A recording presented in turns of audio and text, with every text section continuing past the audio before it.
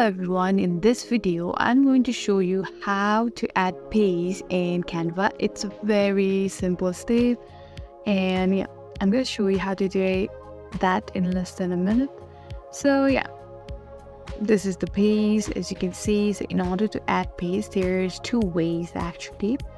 One is I can go in this top right corner and you can see this option of add paste. You can simply tap in there and there you go, the paste has been added.